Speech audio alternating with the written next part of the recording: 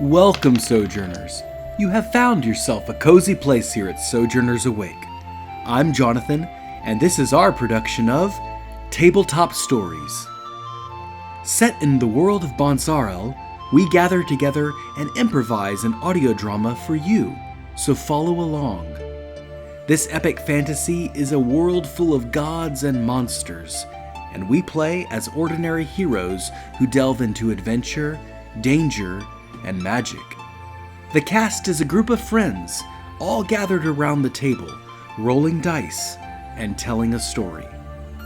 Sojourn with us and let your imagination wander into the world of Bonsarel. And so for now, our story continues.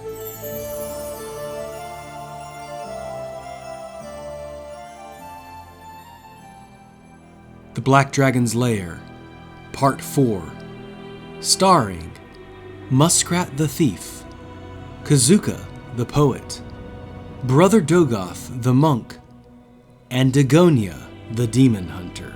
Guys, we have to be careful. I'm not sure, is there slippery, and we can get hurt. So we have to look after each other and be careful on these steps. Okay, Muskrat, what should we do? I don't want to die here or anything like that. So I'm gonna get down on my hands and knees, and I'm gonna get closer. I'm gonna check them out and see if I've ever seen these types of things before, or maybe there might be something coating the surface. You will roll a wisdom check, 12 or higher. 14. 14. You start to put your hand toward the slime, and it responds by trying to touch you, but you are quicker.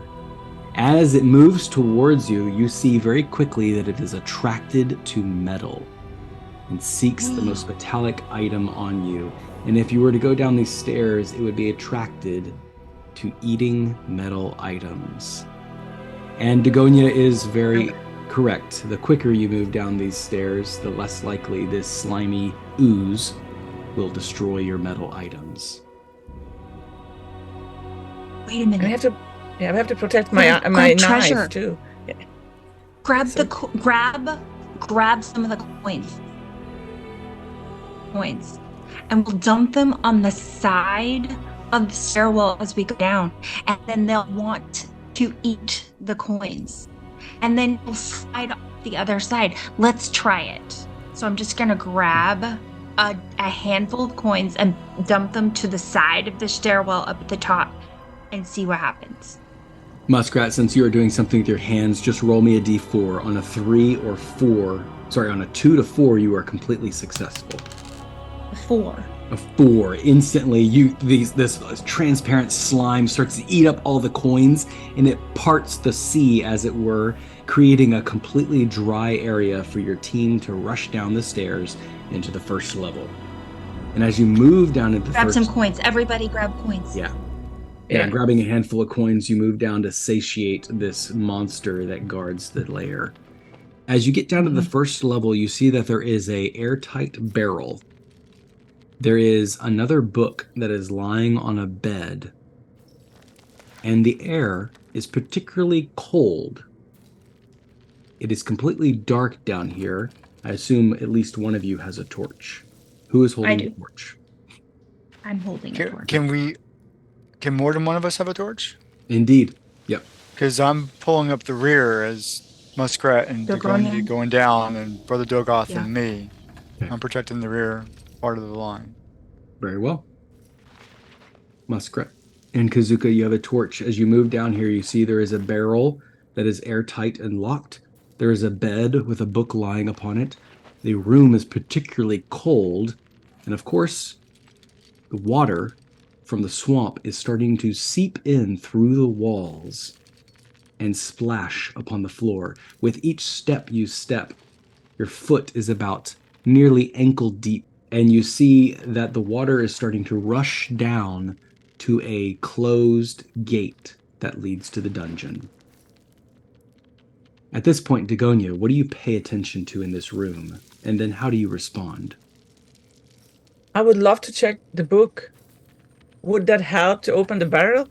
Because the barrel is closed, so we have to figure out to open it as soon as possible because the water is rising. So would the book help us to open the barrel and so we can get into it. So as you look on the book on the bed, it is locked with a simple metal lock. It looks like a key would open it up.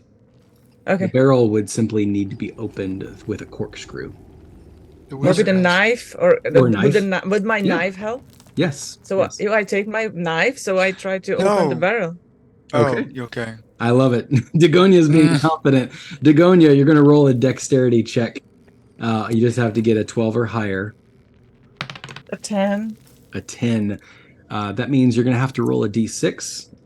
You need to get you need to get 5 on the d6. That's the what'd you 1. get? 1. That means it's taking a really long time. On your next turn, you get to roll that d6 again, and as long as you get up to 5 points, you've popped it open. But I imagine you sitting there like using your knife, and it's just a little bit tighter than it's just taking a lot longer than you expected. Meanwhile, as we're going around the room, Muskrat, what are you paying attention to, and how are you responding? And as you see Dagonia, she's already looked at the book, and now she's fighting with his barrel.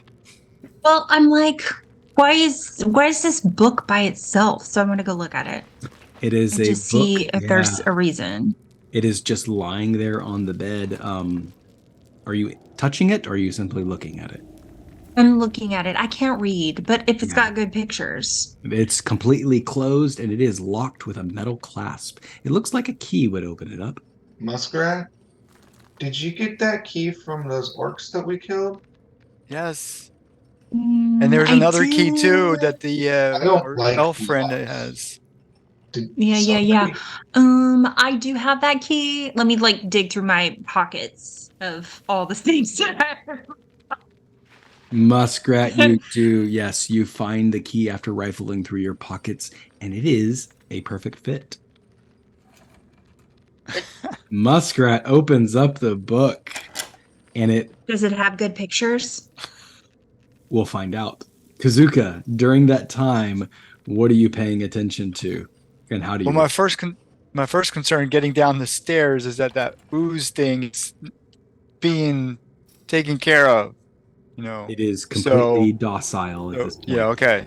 So once I'm good with that, I'm focused on the gate that gets us downstairs into the dungeon. So I'm exploring the gate.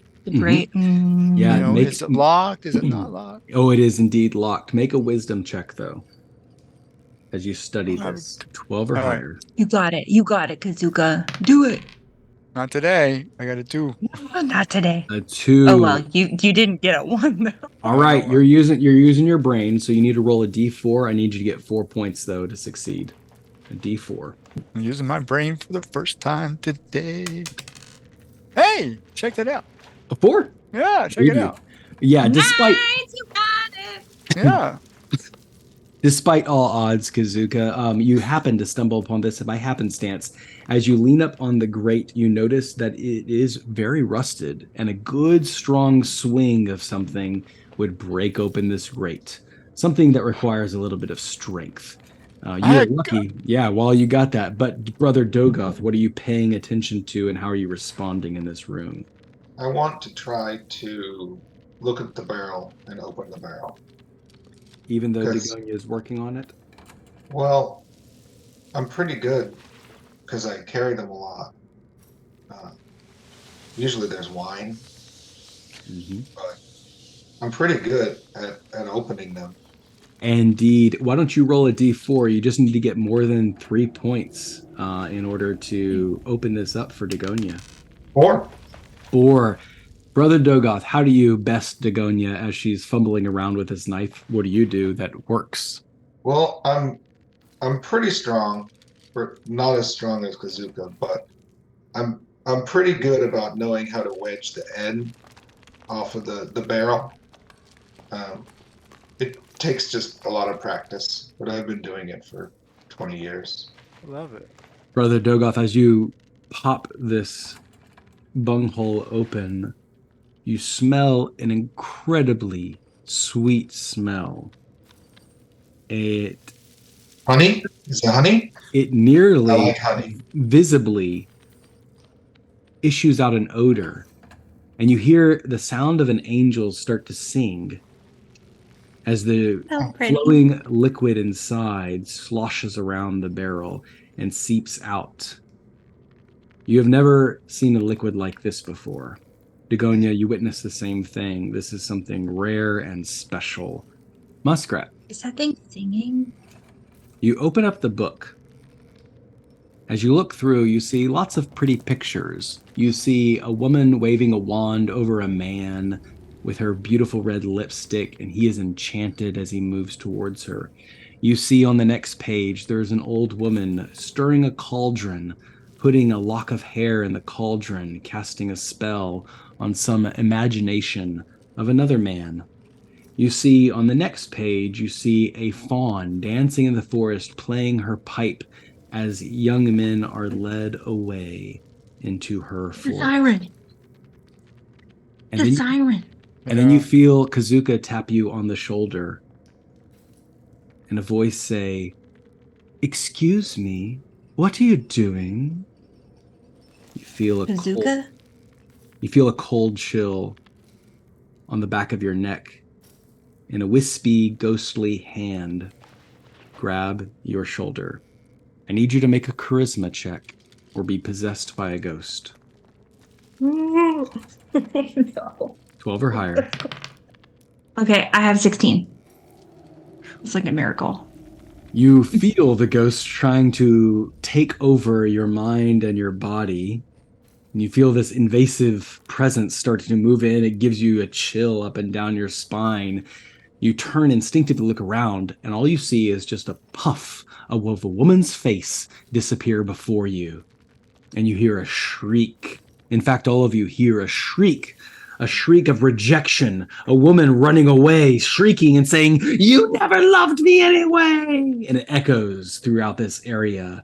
That's right. I love cookies. Is I that tried to take my cookies. Umi? No, You find her? that was a ghost. I think it was a ghost. Did you see it?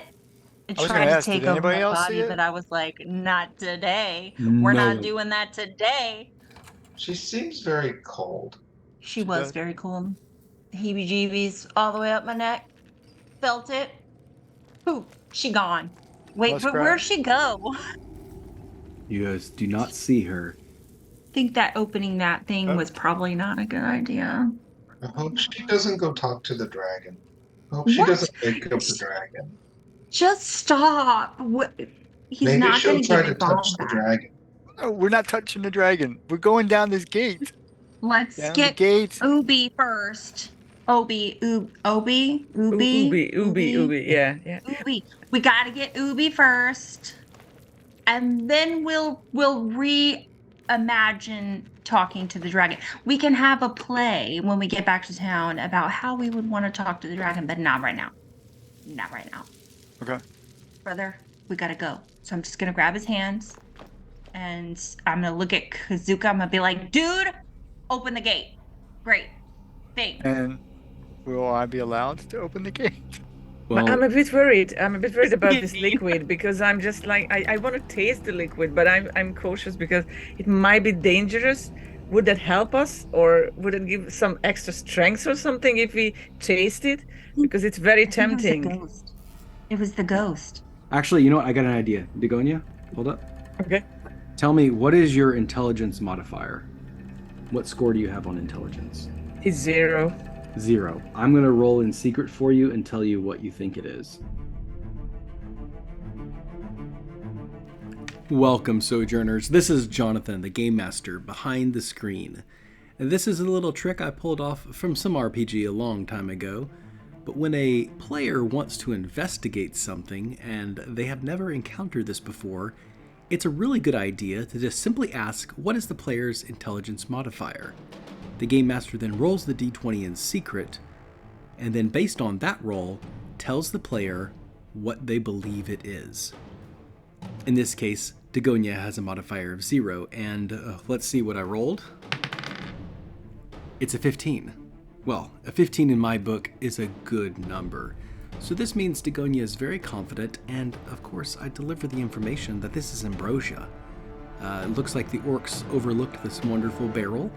I put this here in the campaign in the Adventures of Stillwater Swamp. a very long time ago, it looks like a Sojourner finally found it. And drinking this draught will restore your health instantly.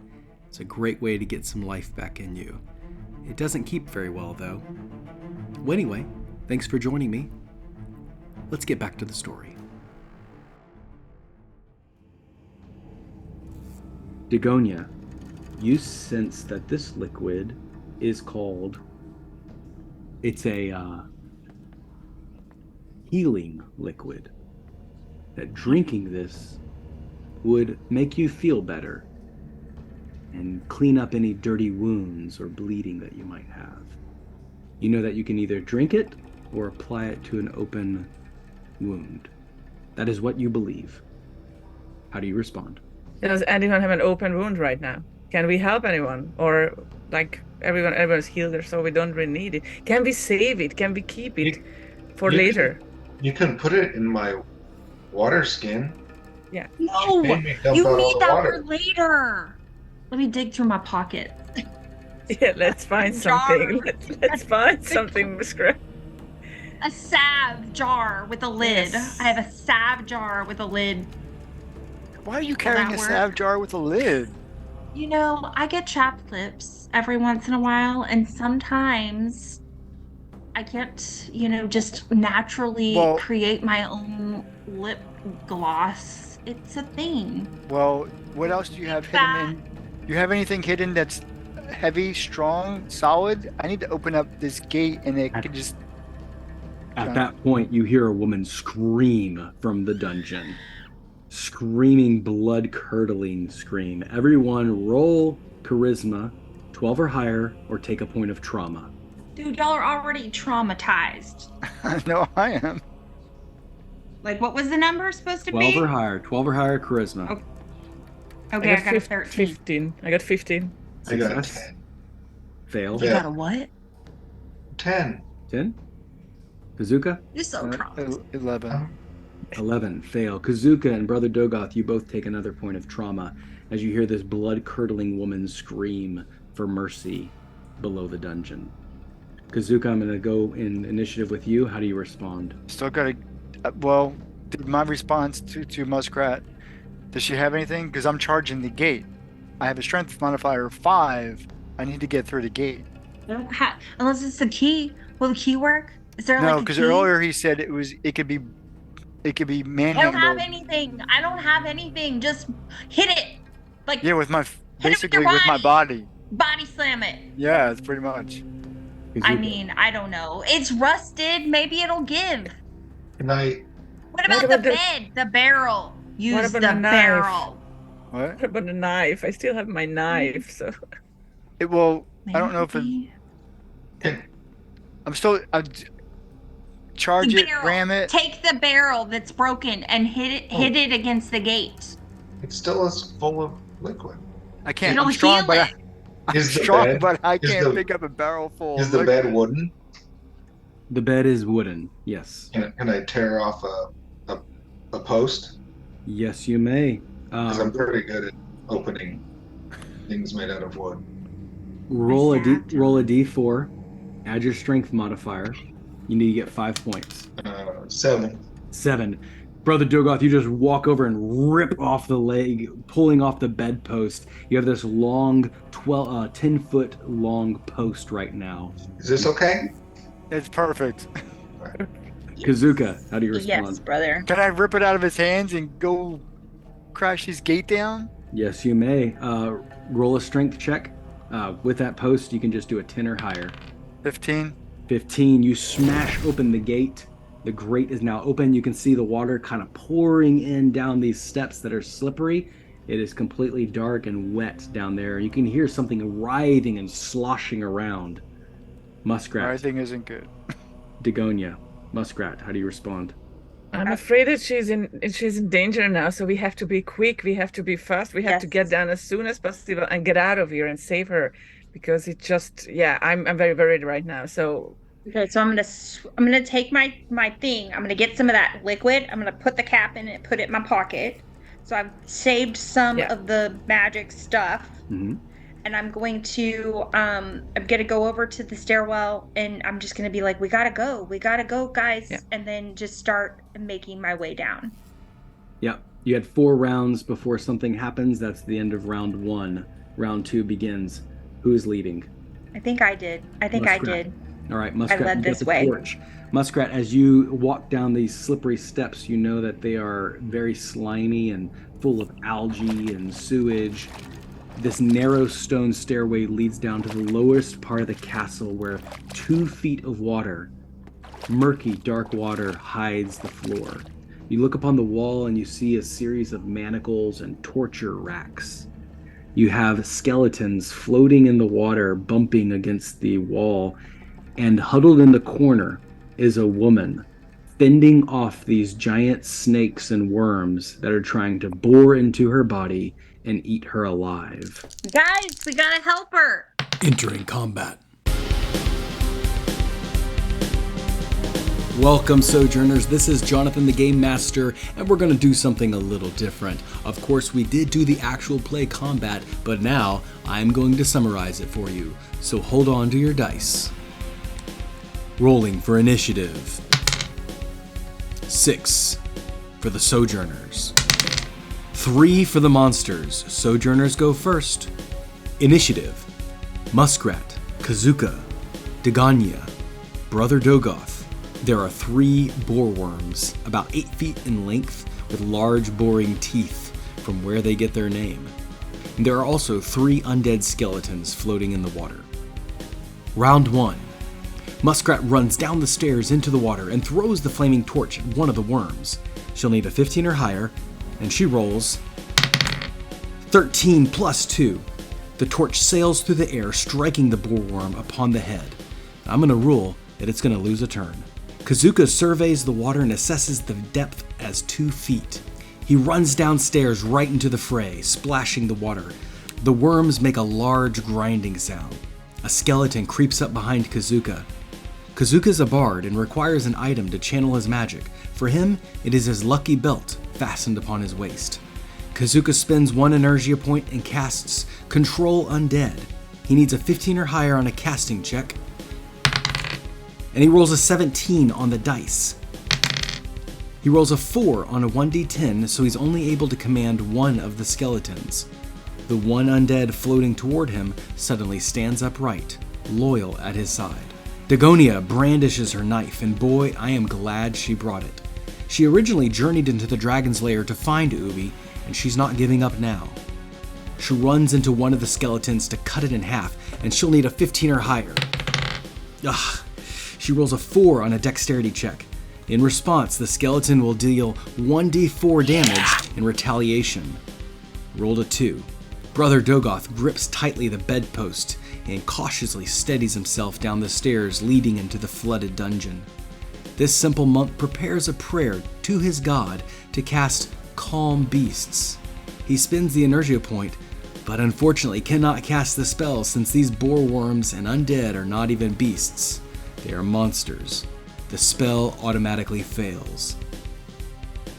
At the bottom of the round, one of the undead attacks Brother Dogath. He must roll a constitution check 15 or higher to resist. And he rolls a 10. The skeleton deals 1d4 damage, biting into his leg for 2 points. The skeleton engaged with Dogania retaliates by jumping onto her arm, scratching her neck. And to her horror, a boreworm swims over quietly and raises its ugly head to bite her. Dogania can only defend against 1 foe. She chooses to parry off the attack from the worm with her blade. So the undead automatically deals another 1d4 damage. I rolled a 2. She must now roll dexterity to slash at the snake, a 15 or higher. She rolls a 9, not good for Dogania. The worm slithers around her and squeezes tight for 1d6 damage. Only 2 damage though, not bad. There is another worm that Muskrat hit with the torch. As I said before, it is confused and spends its turn biting at the lifeless and fizzling torch in the water. The final worm flashes its fangs at Ubi. She has been fighting off these monsters ever since the orcs threw her in the dungeon. She is tired, 8 out of 10 hit points, so I'll let her defend with a 15 or higher. A natural 1. The boar worm deals 1d12 damage and another d6. That's 6 and 4, 10 total damage. The boar worm tears into her flesh, its head burrowing into her shoulder, chewing through shirt and skin, right to the bone. Ubi collapses into the water, unconscious, bleeding out, and is dead in 1d6 rounds. Here we go. Goodness. Oh my goodness. I rolled a 1. This is not good. Ubi will be dead at the end of the round. Round 2. Muskrat, upon seeing Ubi fall, gets desperate. She pulls out the wand she found on the orcs and charges it up. Electricity crackles upon her fingertips and wisps of hair in her head begin to stand up. She points it directly at the worm eating Ubi and lets forth a blast. She must get a 15 or higher, but it's busy with its prey, so I'll let her go for a 12 or higher. Oh, natural 20! So rolling a d12 plus a d10. The worm only has 5 HP and she rolls 8 points of damage total. The lightning blasts in the room, and when Muskrat opens her eyes, she sees the worm's head blown away as it writhes in the water. Ubi falls, floats backward upon the water. Kazooka, seeing Ubi, knows that he has 2 more healing spells. He wades over and holds Ubi by the head, touching her. Normally in this case, it would be very easy to roll a healing spell, but the danger has not passed, so I rule he must roll a 12 or higher. No, he rolls a 9. Wait, Kazooka has 1 luck point. He can cash it in for a free reroll, and he takes advantage of it. 16, that's much better. Ubi's eyes flutter open as she receives 1d10 health. That's 3 health returned to her. The wound starts to magically close by the power of the All-Servants. Dogania is in a tight spot. One worm squeezes together as an undead claws at her back. She decides to take care of the skeleton by popping her head backwards, smashing the skeleton in the face. She'll need a strength check, 12 or higher. Natural 20! She smashes the skeleton. It completely is obliterated. She flexes and activates her slasher feature, part of the benefits of being a demon hunter. She makes her opponent bleed while striking it. She must roll a d12 and a d6. That's a total of 10 points of damage. She breaks free, and with that natural 20 strength check, she cuts the worm in half, breaking the skeleton's face. There's only 1 more worm and 1 more skeleton, and Kazooka also has 1 undead under his command. Brother Dogath activates extra attack by dropping his weapon, so he gets to roll 2d20 to punch the skeleton. He rolls a 4 and a 16. The skeleton with 5 hit points is lifted up out of the water as it continues to bite on his hand. The monk is going to slash at it for 3 points of damage with its fist, still around. The distracted worm descends underwater and creeps up on Muskrat. Muskrat cannot see this attack coming, so she must roll a Constitution 12 or higher to resist the bite. Oh, you gotta be kidding me! She rolls another natural 20. So she only takes 1 point of damage as it bites past her. She instinctively pulls away. It rushes up out of the water, grazing past her shoulder. And it flies right into the face of Kazooka. Kazooka holds up Ubi, lifts up his eyes. He sees the worm flying towards him. He knows he cannot let go of Ubi in the water, so he instinctively blocks with his left hand. I'll let him do a strength check or higher. It's going to be difficult because he's holding Ubi still. Well, he had no problem there. He rolls a 12 plus 5, 17. Bam! The worm smashes against the strong bard, failing to make contact. Dogania bites down on her blade, dives into the water, and swims toward Kazooka. She rushes up out of the water and swings at the worm, and then dives toward Brother Dogath to attack the skeleton. This felt like 2 actions to me for 1 turn, and I wanted to reward this swashbuckling endeavor, so I laid out the stakes. She can do 2 actions by rolling a dexterity 15 or higher, or just commit to 1 for a 12 or higher. Well, she decides to go for the high stakes. 15 or higher? No way, she rolls a 2. Major consequences on that. So when she comes up out of the water, unbeknownst to her, poor Brother Dogath shakes off the skeleton free from his grip, throwing it across the room, and it crashes right into Dogania and begins to bite. She's going to take more damage. 4 points of damage. She is now down to only 4 health left. Nice try, Dogania. Nice try. Brother Dogath looks sad as he threw this skeleton right into Dogania. To be honest, I think he's tired of injuring his friends. So he swims over to attack the skeleton. He must get a 12 or higher. No problem there. 18, 1d4 for 2 points of damage. I'll say that he rips the skeleton's head right off, throwing it across the room once again. The undead is now dead. Well, at the bottom of the round, it's now time for the worm. It's still mad, so it dives down upon Kazooka. Kazooka decides to get clever. He commands the undead standing by to take a hit for him. He must roll charisma check. Since it's already under his command, I'll say a 9 or higher will do the job. And he gets a 14. The skeleton intercepts and gets stuck between the teeth of the worm and Kazooka's body. Round 3. Ubi is alive. Muskrat looks up, tired of this conflict. She aims her wand at the worm and the skeleton, point blank range. She must roll a 12 or higher on a casting check. And she rolls a 12 right on the dice. How can that be possible? She now must roll a d10. The worm only has 5 hit points left. I cannot believe it. She rolls a 5 on the dice. This cannot be real. Muskrat's wand blasts the worm and obliterates this monster, splattering its remains on the walls of Mulgren the Black Dragon's dungeon. Combat is over. Kazooka, you stand there holding the final torch after fighting off this creature, stuck, looking over at Ubi, who is now standing upright, and she says, "Thank you. By Persep, by the gods, thank you so much. Who are you?" Who we are is not important, but we're here to get you out. We need to go. Then let us go. How much noise did we make in the past hour? Guys, there's a dragon 3 stories up. That's a question too, my game master. As you creep up the stairs, you hear the soft, snoring rumbles of Mulgren as he remains asleep. This foul place still sinking beneath the swamp. You can only guess it's a matter of years before Mulgren has to one day find a new lair, or maybe forever be embalmed within the swamp waters. As you join Fesh in the boat, the 5 of you and Ubi are able to reconvene, Ubi expressing that she was looking for her daughter. She says, "My daughter is the local fortune teller. You know her, Brother Dogath. Dogania, you know her. Except that it is not the same person. I know this sounds crazy, and for that I was exiled from the community. They said I was a mad woman, but I tell you, that woman is not my daughter. I know my daughter. I know what she looks like in her eyes. And yes, it is her body, but it is not her that is inside. Something has enchanted her. Something has trapped her. I don't know. But I believe my daughter is out here somewhere.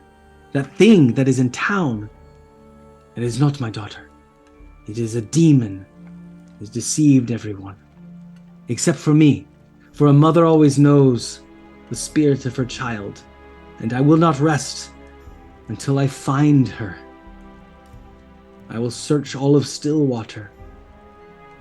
So, I cannot go back with you, for I am not welcome in the town.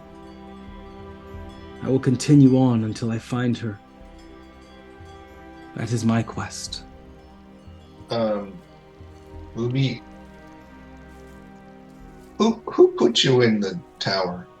The orcs. They captured me while I was searching. They threw me in the dungeon so I could feed the worms. I fought them off as long as I could, but I nearly gave up hope. When I saw the 2 torches come down the dungeon, I thought maybe orcs were coming to watch and laugh at me as they have done before. I was glad to see your faces. I was glad to see my salvation. Your daughter's not a creepy angel that lives in a barrel? No, she is not. We saw one that lived in a barrel. That is nice, Brother Yeah, Dogath. sad. Like, fix her up. No, my daughter's name is Sasha. Like I said, she was the fortune teller. I know everyone says Sasha is still in town. You can go see for yourself. But that thing telling fortunes is not my daughter. Yeah, that's creepy. In the stories, they say that the princesses are always at the top of the tower. Do you think she's on the top of this tower? She looks up at the top of the tower, the fourth level of the dungeon, the fourth level of the castle. Believe me, I wanted to search all of Mogren's lair for my daughter. If the orcs put me here, perhaps they put my daughter here. I will continue to search the castle until I find what I'm looking for. Should we help, guys?